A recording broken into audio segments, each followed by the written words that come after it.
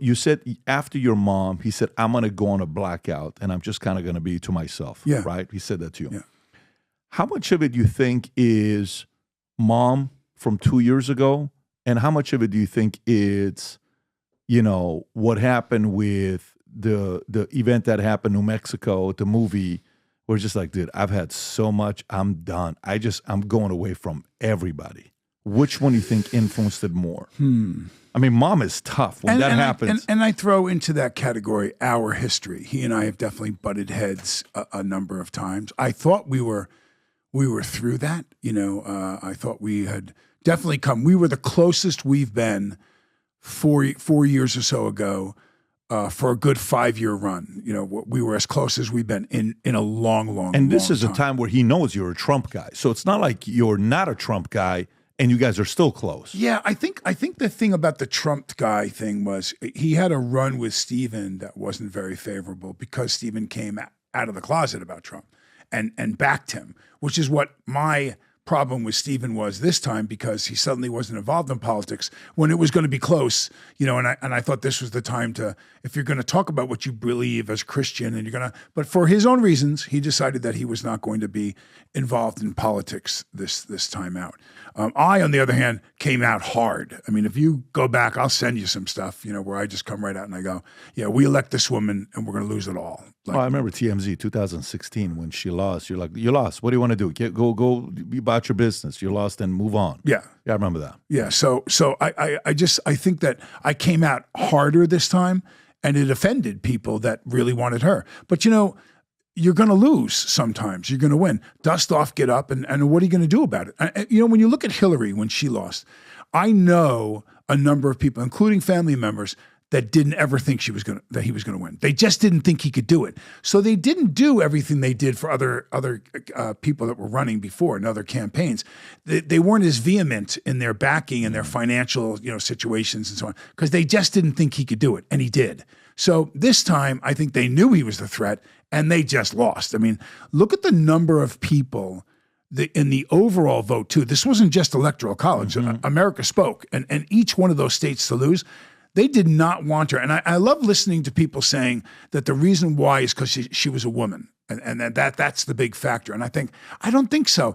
I think it's because they didn't believe her. I think the American people, particularly men, did not trust that she was qualified to be president based on her performance as vice president and this current administration. I think Hillary was 10 times more qualified, not likable. I think Kamala was not qualified and not likable and not a talent. She's probably the worst candidate they've ever put up. Josh Shapiro would have stood a better chance than she did. So would have Newsom. And even AOC would have done better than she did. And AOC is semi-socialist. So Kamala was a horrible candidate. Yeah, she was a bad choice. But you know what's really interesting is to look at, I've looked at now who the front runners in 28 are going to be. And they actually are saying, the Democrats, that she's the front runner, number one. And I thought, what's she going to do to stay viable? Is she going to write a book? She's going on tour? She's going back to the Senate? I mean, can she go back to the Senate? Yeah.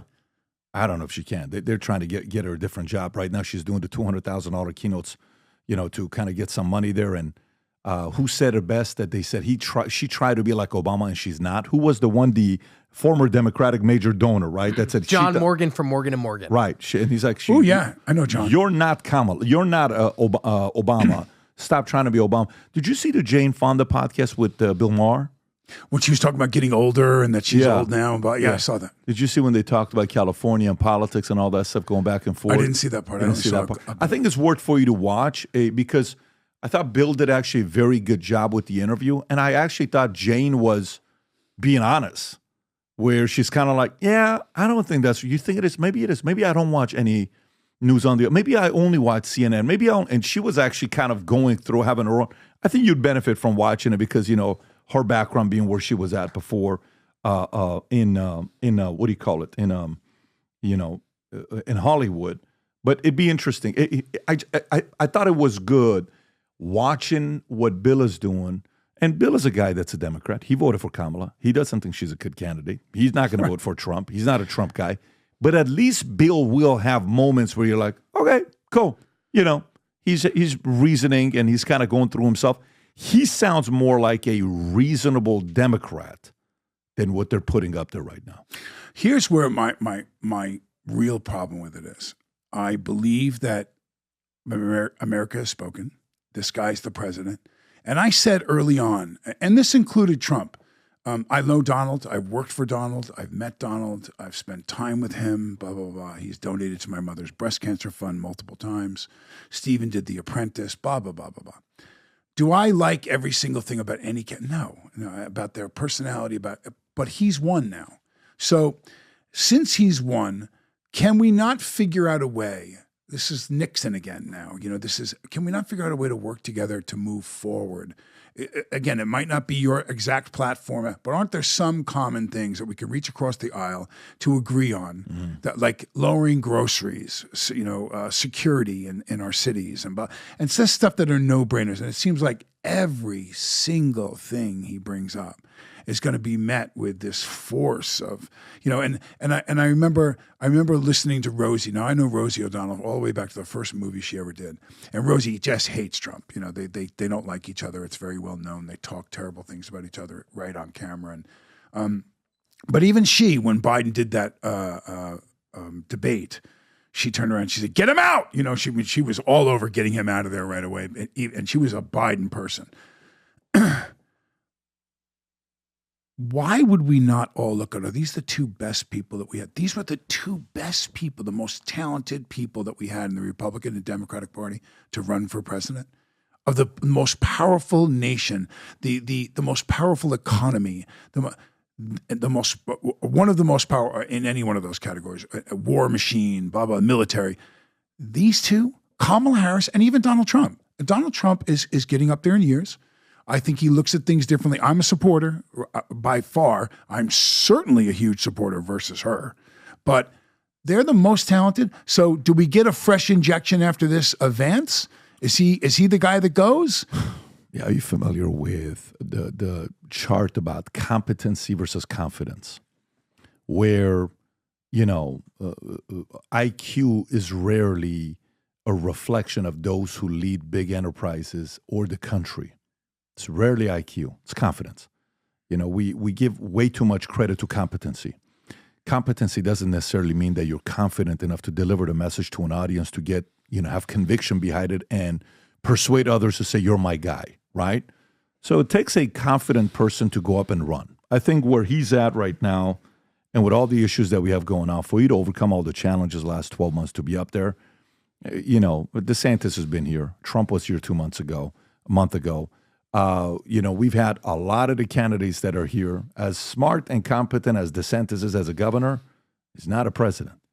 To be president, you need confidence. 13 and a half years I've been working on my first fiction book to write, ever. Fiction book to write. And while I finished this book, a year ago, I got the strangest phone call about one of the characters in the book where the guy wanted to meet with me and he read the book. And afterwards was like, wait a minute, am I the villain in the book? This is a story about a character named Asher, who is half Armenian, half Assyrian, whose father was involved in the Iranian Revolution, linked to Savak, working with the Shah, that they escape and he gets recruited to a secret society. Well, when you go to the secret society, it's been around for a couple thousand years. They've developed some of the craziest leaders of all time. And they test you. There's unique tests that they have at this society where they test to see your emotional mental toughness. One of the tests that they have is very rigorous. It's purely mental. Of course, there's a physical one, but one is mental and emotional. If you're Armenian, if you're Syrian, if you're Persian, this is a book you're going to be reading and saying, holy moly, this is the kind of stuff you talk about in here? Yes. If you're somebody that's fascinated by history, this is a book for you. Characters. There's a technology that this society, secret society, builds where you go into a vault. I won't spoil it for you. When you go down, they have a technology where you get to sit down and watch and have a 3-4 hour conversation with Tupac. You can set up a debate between Karl Marx and Ayn Rand. Karl Marx is in the book, who wrote Communist Manifesto.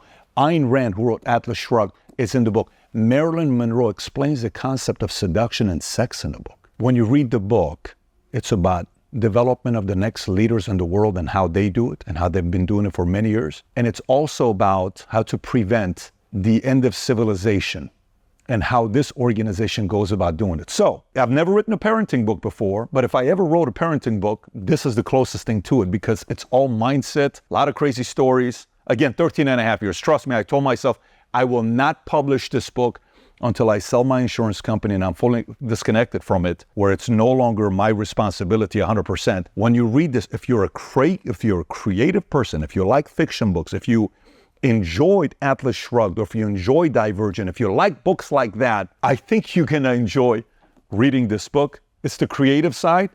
Business books is very easy. Here's how you do it. Here's how this how it works. This is very creative. If you haven't placed the order yet, now you can order it on Simon & Schuster, Amazon. I'm going to put the link up below somewhere here, maybe even in my profile. Go order the book and read it. I've never written a book where I can't wait to read your reviews to see what you think about this book. So I'm going on this wild journey, and we have some plans with this book here. If you support the things that I work on, I would appreciate you going and reading the book, order the book on Amazon, and then post a review. If you enjoyed this video, you want to watch more videos like this, click here. And if you want to watch the entire podcast, click here.